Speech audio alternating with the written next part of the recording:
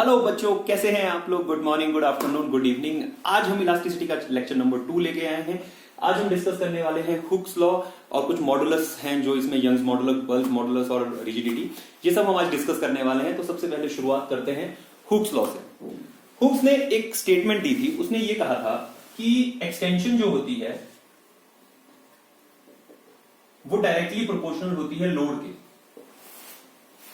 जितना आप किसी चीज को जोर लगाओगे वो उतनी ज्यादा खुलेगी, उतनी ज्यादा एक्सटेंड होती है, उतनी ज्यादा एक्सपेंशन होगी उसमें। तो उसने बिल्कुल सिंपल सी बात कही थी।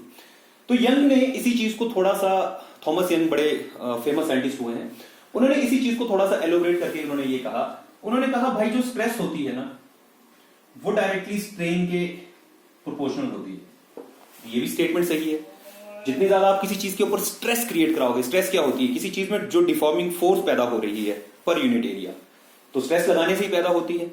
ठीक है जी, स्ट्रेस स्ट्रेन भी उसमें आएगी। अगर आप कोई चीज खींच रहे हो तो उसमें स्ट्रेन भी पैदा हो सकती है। तो उन्होंने ये कहा था कि स्ट्रेस जो होती है वो डायरेक्टली स्ट्रेन के प्रोपोर्शनल होती है। तो अगर हम इसी चीज को थोड़ा सा खोल दें तो हम इसे ऐसा लिखते हैं कि stress upon strain is equals to constant. और ये जो कांस्टेंट होता है इसे कहते हैं मॉडुलस ऑफ इलास्टिसिटी। इसे कहते हैं मॉडुलस ऑफ इलास्टिसिटी। कांस्टेंट है, कांस्टेंट वैल्यू होगी इसकी, या इसे कहते हैं कोएफिशिएंट ऑफ इलास्टिसिटी।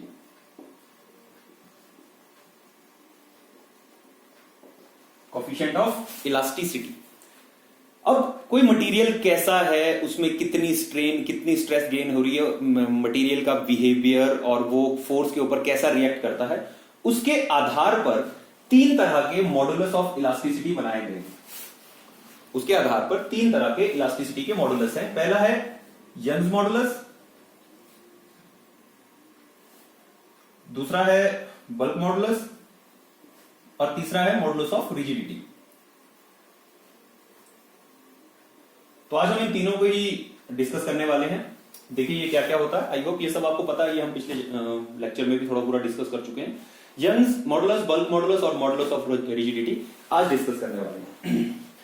तो थॉमस यंग ने सबसे पहले जो ये मॉडुलस ऑफ इलास्टिसिटी था इसके ऊपर वर्क किया और उन्होंने एक चीज ऑब्जर्व की। मान लो कोई ऑब्जेक्ट है, ऐसे कोई तार है, इसके ऊपर आपने इस तरफ से फोर्स लगाई। अगर आप इसे इस तरफ से डिफॉर्म करने के लिए एक फोर्स अप्लाई कर रहे हो तो इसके अंदर एक रिस्टोरिंग फोर्स पैदा होगी, इसका कुछ एरिया भी होगा। तो जो restoring force per unit area होती है उसको हम कहते हैं स्ट्रेस।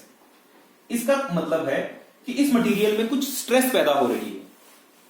और दूसरी बात, अगर आप इसको खींचोगे तो क्या इसकी डायमेंशंस भी चेंज हो सकती हैं? क्या ये तार खींच सकती है? अगर आप इसके ऊपर कोई फोर्स लगा रहे हो तो ठीक है, स्ट्रेस तो इसके अंदर पैदा हो रही है, मगर क्या खींचने से, क्या खींचे जाने से इसके अंदर कुछ तनाव, कुछ स्ट्रेन भी पैदा होगी? तो अगर इसमें स्ट्रेन पैदा हो रही है तो इसकी जो डायमेंशन है वो चेंज हो रही है। मान लो ये डेल्टा एल है और एक्चुअल लेंथ एल थी, तो ये क्या होता है? This is strain. इसका मतलब अगर आप किसी चीज के ऊपर स्ट्रेस लगा रहे हो और उसमें स्ट्रेन भी पैदा हो रही है। अभी देखो ये कौन सा केस है, दिस इज लॉन्गिट्यूडनल स्ट्रेस, और स्ट्रेन भी इसमें लॉन्गिट्यूडनल ही पैदा हो रही है क्योंकि सरफेस, देखो ये एरिया है ना, इसके परपेंडिकुलर है, तो इसे नॉर्मल स्ट्रेस और नॉर्मल स्ट्रेन भी कहते थे। तो यंग ने ये कहा, यंग मॉडुलस में उसने ये कहा,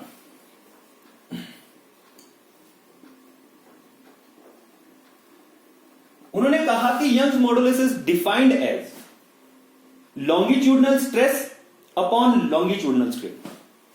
अब स्ट्रेस के लिए तो हमने आपको बताया था कि हर जगह फार्मूला F अपॉन ए ही लगता है, चाहे वो लॉन्गिट्यूडनल हो, शियर हो, कुछ भी हो।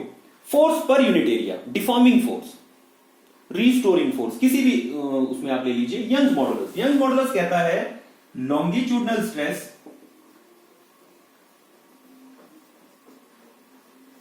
Upon longitudinal strain.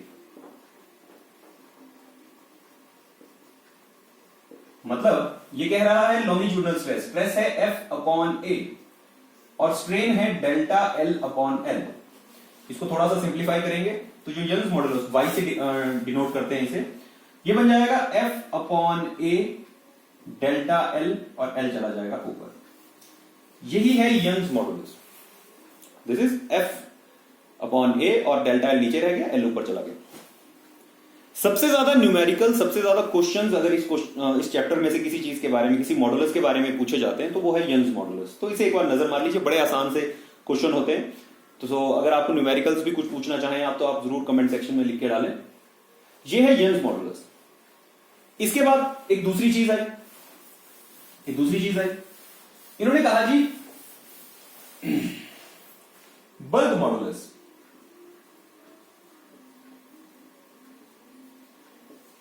बल्क, अब अगर आपने किसी लिक्विड में कोई चीज इमर्स कर रखी है, आपने किसी लिक्विड के अंदर, यहां लिक्विड भरा पड़ा है, अगर आपने लिक्विड के अंदर कोई चीज इमर्स कर रखी है, तो क्या लिक्विड इसके ऊपर एक फोर्स लगाएगा जिसे हम प्रेशर का नाम देते हैं, बढ़िया फोर्स लगाएगा।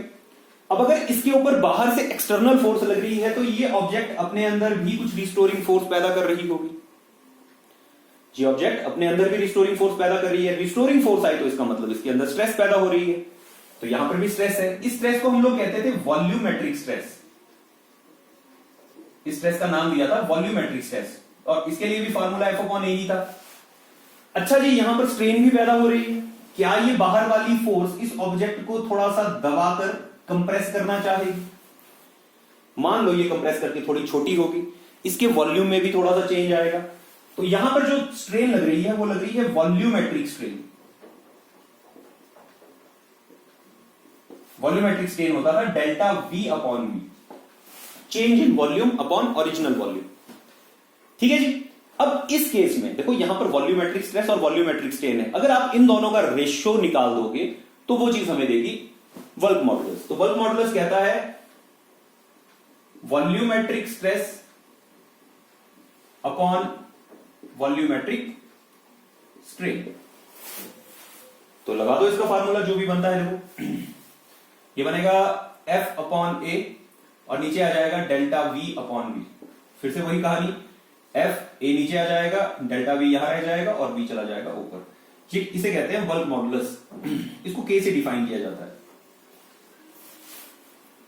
इसे डिफाइन किया जाता है K से। ठीक है जी, बड़ी सिंपल सी कहानी है। और तीसरा इसी में है शियर मॉडुलस।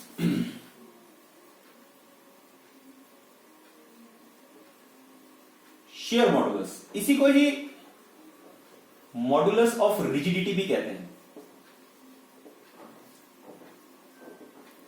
रिजिड, कोई चीज कितनी रिजिड है, कितनी सख्त है।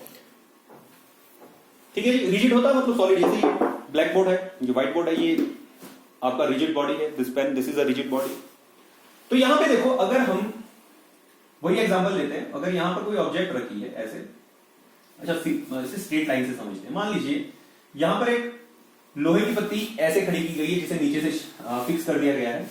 इसके ऊपर एक फोर्स अप्लाई कर दी गई है, ये थोड़ी सी बेंड हो गई है। फोर्स लगने के बाद ये थोड़ी ऐसी चली जाएगी। इसके बीच में यहां से यहां तक कुछ डिस्प्लेसमेंट x हुई होगी। मान लेते हैं इसकी ओरिजिनल लेंथ l। ये जो छोटी सी डिस्प्लेसमेंट हुई होती है, ये देखो यार, किसी चीज के ऊपर अगर आप पुश लगाओगे ना, वो बहुत ज्यादा डिफॉर्म नहीं होती, बहुत ज्यादा तो पटक हो जाती है, टूट जाएगा वो। यहां पे छोटी सी होती है, ये जो डिस्प्लेसमेंट होती है छोटी सी होती है। इसका नाम होता है लेटरल डिस्प्लेसमेंट।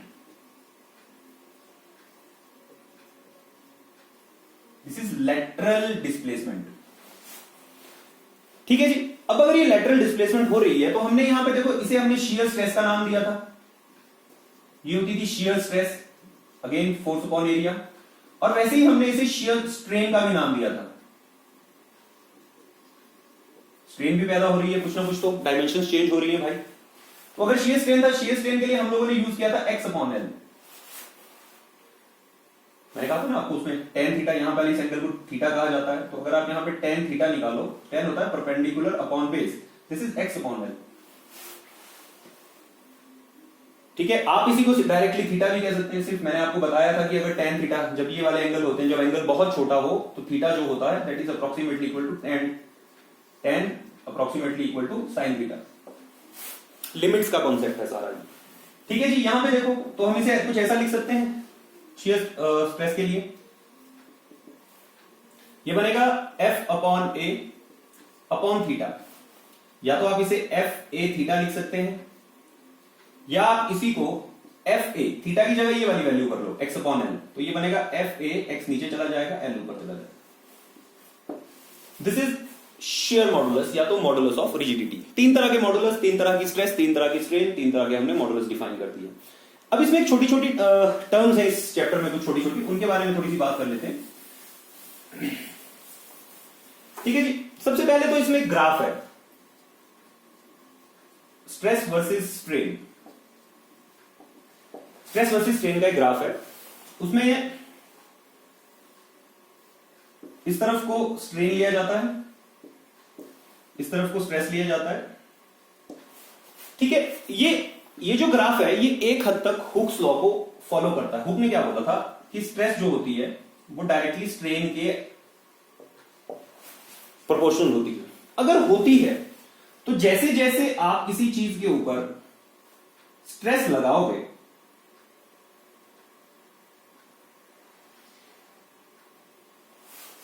जैसे जैसे आप किसी चीज के ऊपर स्ट्रेस बढ़ाओगे वैसे वैसे उस पर स्ट्रेन बढ़ती चली जाएगी, वैसे वैसे उस पर स्ट्रेन बढ़ती चली जाएगी। ठीक है जी, लेकिन एक हद तक ये जो यहां तक की ये लाइन है भाई, यहां तक तो हुक्स लॉ बहुत बढ़िया चल रहा था। इस जगह तक हम जैसे जैसे स्ट्रेस बढ़ा रहे थे वैसे वैसे स्ट्रेन बढ़ रही थी, मगर ये ग्राफ इसके बाद थोड़ा सा ऐसा हो जाता है,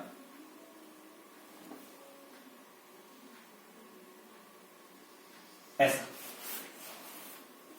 ठीक है, यहां से भी इसे थोड़ा सा उठा देना चाहिए ऐसा। अब देखो मैं इसमें कुछ पॉइंट्स डिफाइन कर रहा हूं। मैं कहता हूं ये ओ है, ये पॉइंट ए है, यहां पर मैं इसे बी कह देता हूं, इसे मैं सी कहता हूं, और यहां पर मैं इसे डी कह देता हूं। देखो पहले ग्राफ को समझने की कोशिश करना भाई। यहां तक तो कहानी बिल्कुल ठीक है, ओ से लेकर ए तक तो हुक्स लॉ बहुत बढ़िया काम कर रहा था, स्ट्रेस के साथ साथ स्ट्रेन बढ़ रही थी। ठीक है जी, बिल्कुल बढ़ रही थी, यहां तक तो सब कुछ बढ़िया हो रहा। मगर इस वाले पोर्शन में देखो जरा, थोड़ी सी स्ट्रेस बढ़ाने पर स्ट्रेन बहुत ज्यादा हो गई है। थोड़ी सी स्ट्रेस, हल्का सा जोर लगाया मगर चीज बहुत ज्यादा खींच गई।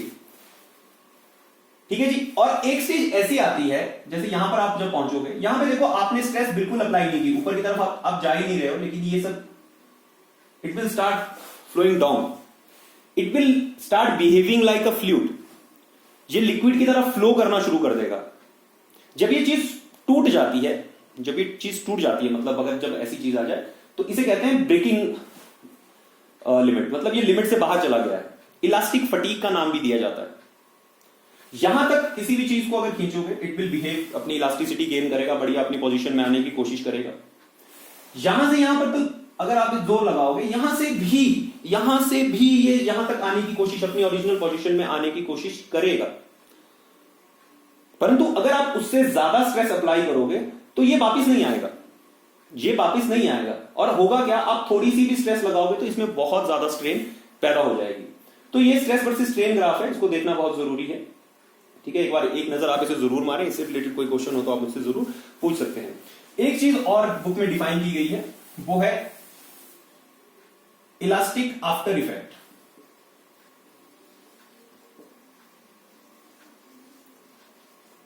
इलास्टिक आफ्टर इफेक्ट, देखो यार, अगर तुम किसी चीज को फोर्स लगाते हो, ये थोड़ी सी फ्लक्चुएट होके इधर पहुंची, तुमने जैसे ही डिफॉर्मिंग फोर्स हटाई, ये अपनी जगह पे वापस आ गई। बट सम टाइम क्या होता है कि अगर आप किसी चीज को मोड़ दो, कुछ ज्यादा, थोड़ी सी ज्यादा मतलब आप फोर्स लगा दो, तो उसे ना अपने ओरिजिनल पोजीशन में वापस आने में कुछ समय लगता है, कुछ टाइम लगेगा, उसे एक्स्ट्रा टाइम लगेगा। ठीक है, कुछ मतलब इलास्टिक इफेक्ट के बाद भी अगर आप थोड़ी सी फोर्स लगाओ तो उसे अपनी जगह पे वापस आने में टाइम लगता है। सो यही जो टाइम उसने लिया, जो ये इलास्टिक के बाद मतलब उसने जो इफेक्ट उसके ऊपर फोर्स हटाने के बाद रहा, उसे कहते हैं इलास्टिक आफ्टर इफेक्ट। उसे कहते हैं इलास्टिक आफ्टर इफेक्ट। ये सब चीजें स्ट्रेचिंग ऑफ रबड़ वगैरह से रिलेटेड हैं सारी की सारी, तो ये इलास्टिक और ऑफ आफ्टर इफेक्ट में आएगा। और एक टर्म और है आपके इसी में ही, उसे कहते हैं इलास्टिक फटीग। इलास्टिक फटीग मतलब एक कोई ऑब्जेक्ट अगर अपनी इलास्टिक लिमिट से ऊपर चली जाए, ऐसी लिमिट पे चली जाए कि वो अब इलास्टिसिटी में उसमें रही नहीं है, वो अपनी ओरिजिनल पोजीशन गेन करने की हालत में नहीं है, तो उस पोजीशन को कहते हैं इलास्टिक फटीग। इलास्टिसिटी एक बहुत जरूरी फंडामेंटल क्वालिटी है जो होनी चाहिए मटेरियल के अंदर। यही चीज डिफाइन करती है कि कोई ब्रिज कितना टाइम तक टिकेगा। इसी चीज से ये पता लगता है कि किसी मशीनरी के कोई पार्ट कितने टाइम तक काम करेंगे। ये सब इसकी डेली एप्लीकेशंस है, बुक में बहुत अच्छे तरीके से ये डिस्क्राइब करके दी गई है। तो इस चैप्टर में यही सब होता है। क्वेश्चन आते हैं यंग्स मॉडुलस से आएंगे, आपको बताया जाएगा कि अच्छा स्ट्रेस इतनी है, स्ट्रेन इतनी है, बताओ भाई यंग्स मॉडुलस की वैल्यू कितनी है। तो सारे यही फार्मूले लगाकर आप इनको सॉल्व कर सकते हैं। बहुत ही आसान चैप्टर है। अगला चैप्टर जो लेक्चर होगा वो होगा प्रेशर के ऊपर। हमारी कोशिश रहेगी हम एक ही लेक्चर में प्रेशर को खत्म करें, अगर ऐसा हो नहीं पाएगा शायद। So till then wait for the next video and stay tuned.